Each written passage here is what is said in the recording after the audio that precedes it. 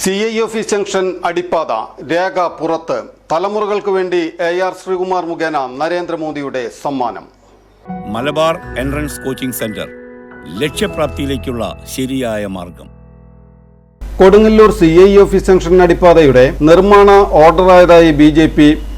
8 കൊല്ലമായി മേഖലയിലെ ഹൈവേയുടെ രൂപരേഖ തയ്യാറാക്കി നിർമ്മാണം പുരോഗമിച്ചുകൊണ്ടിരിക്കുന്നു. തുടക്കം മുതൽ ഇതുമായി ബന്ധപ്പെട്ട് എല്ലാ പ്രാദേശിക ഭരണകൂടങ്ങളെയും NHAI അധികൃതർ രേഖാമൂലവും നേരിട്ടും MLA, MP, കളക്ടർ അടക്കമുള്ള ഉദ്യോഗസ്ഥന്മാരുമായും പല ഘട്ടങ്ങളിൽ ചർച്ച നടത്തുകയും ഒരിക്കൽ പോലും CI ഓഫീസ് ജംഗ്ഷനിൽ അടിപ്പാത വേണമെന്ന് CPM നേതൃത്വമോ MLAയോ MPയോ ആവശ്യപ്പെട്ടിട്ടില്ലെന്നും BJP ആരോപിച്ചു. ഹൈവേയുടെ 90% പേപ്പർ വർക്ക് കഴിഞ്ഞ് നിർമ്മാണം തുടങ്ങിയപ്പോഴാണ് ജനങ്ങൾക്ക് മനസ്സിലായത് അവരുടെ സഞ്ചാര സ്വാതന്ത്ര്യം നഷ്ടപ്പെടുമെന്ന്.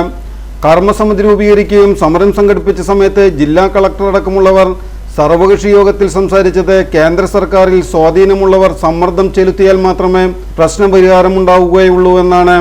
അതിന്റെ അടിസ്ഥാനത്തിൽ കർമ്മസമിതിയിലെ ചില വ്യക്തികളും നാട്ടിലെ പ്രമുഖരും മേഖലയിലെ BJP കൗൺസിലർമാരെ സമീപിക്കുകയും നഗരസഭാ പ്രതിപക്ഷ നേതാവ് TS സജീവൻ മുഖേന അന്നത്തെ BJP നേതൃത്വവുമായി ബന്ധപ്പെടുകയും നേതൃത്വം പറഞ്ഞതനുസരിച്ച് മേഖലയിലെ ബൂത്ത് പ്രസിഡന്റ് സജീവൻ കൈമാപ്പറമ്പിലിന്റെ നേതൃത്വത്തിൽ NHAI, കളക്ടർ, കേന്ദ്രമന്ത്രി നിതിൻ ഗഡ്കരി, പ്രധാനമന്ത്രി എന്നിവർക്ക് നിരന്തര കത്തിടപാടുകൾ നടത്തുകയും ചെയ്തുവെന്ന് BJP വ്യക്തമാക്കി. V. മുരളീധരൻ കേന്ദ്രമന്ത്രിയായിരുന്നപ്പോൾ CI ഓഫീസ് അടിപ്പാതയ്ക്കായി BJP മണ്ഡലം നേതൃത്വം നിരവധി തവണ ഡൽഹിയിൽ പോയി ആവശ്യങ്ങൾ ധരിപ്പിച്ചു.